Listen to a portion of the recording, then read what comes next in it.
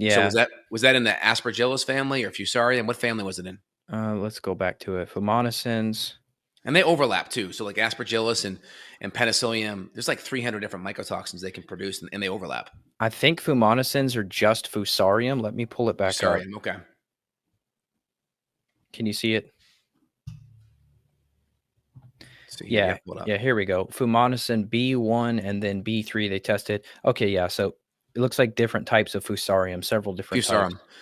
Yeah, and so I kind of get like these rabbit holes you get with mold, right? And so I'm like, all right, let's just test the home, get a good sense of where you're at, get some air filters going either way. And a lot of times that can be enough with a lot of people. I mean, I know people that have known moldy wall issues due to leaks that they could not remediate due to the fact that their landlord wasn't willing to do anything about it. And we tested pre and we tested post with dehumidifiers and air filters, and we were able to get the mold level down, mycotoxin wise, 80, 90%. So yeah, you want to definitely address it if you can, if it's your home. But if you can't, you can still do some things to help. Either way. Yeah, and I want to And, show the impact on the gut too. and you're still a big fan of doing a lot of the plate testing to assess at least the individual areas, right? Yeah, I love the Petri dishes. I think it's great. You could do them yourself for $3, or you could do them with the lab for maybe 20 to $30 a piece. And it's totally worth it because some of the like the more vacuum type air samples, like if you hire a home inspector to do it, if they bring this little device where it's got like a trap that it's like a trap spore test, those we've seen some false negatives. And so just for the cost and the sake of ease, I think the Petri dishes are amazing. And I would say too, like if you're going to go buy something, if you have an inspection period, you can do it. If you do it quick, you can do it during the inspection period. If you're under contract for something, or if you're going to go lease or rent somewhere, you should be able to tell the person, the rental agent, if you've got a realtor helping you to seek out a rental, you should be able to tell them, hey, look, I need an hour. I'm going to do this Petri dish test. I'm going to hang out here, see how I feel. If you have known sensitivities, right now, like you said, the quote average person who's maybe less reactive, maybe they're going to go and feel totally fine.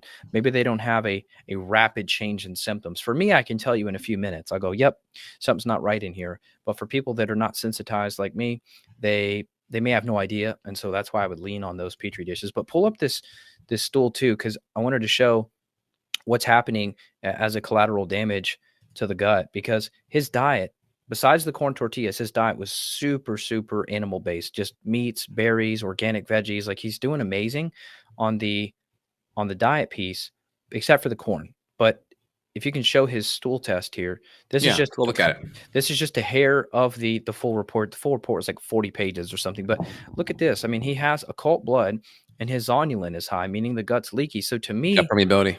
I didn't see anything else really in his labs. He didn't have parasites. He didn't have worms. He didn't have any major infection. And so for Right. me to see all this, I'm like, dude, I guess this is the mold effect in the gut, because we've seen it before in children as well. Children that diet's fine, but they show up with occult blood. That makes sense.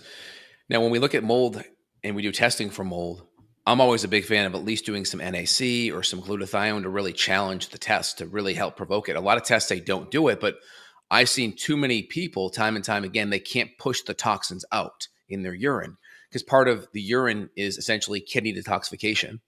The stool is essentially gut detoxification.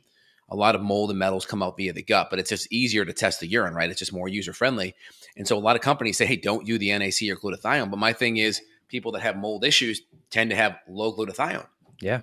right? And then if you can't run these if you go back to that test again, pull it up again, Evan. Let me see. You, This you is want to where I look at get the mold or the gut one? the mold one, the first one. Yeah. All right. There was one thing on that test that was really important I wanted to highlight for the listeners. So I'll pull this back up. Look right here. See here. Was it say it? Here you go, right there. Detox digest. Yeah. So Fusarium involves glutathione conjugation and glucuronidation and NAC, right? And these nutrients. So guess what? An upregulation of glutathione S transferase 1. So if these pathways aren't working and they're already weak, how are we going to push the mold toxins in the urine? Yeah, you Right? will see false negatives. That's exactly right. Yeah. And I think people are worried about maybe levels being too high. What's the lab's rationale for saying, hey, don't do the glutathione? What's the rationale? I think it was messing with some other markers. I'll have to look back, because we had emailed the labs too and asked them like, hey, what's the deal? Why'd you change it? Because it used to be okay. Now it's not. I think it was messing with like Krebs cycle markers or something, mitochondrial data. There was some reason there. I don't think it was a fear of like over sensitivity to the results or something like that.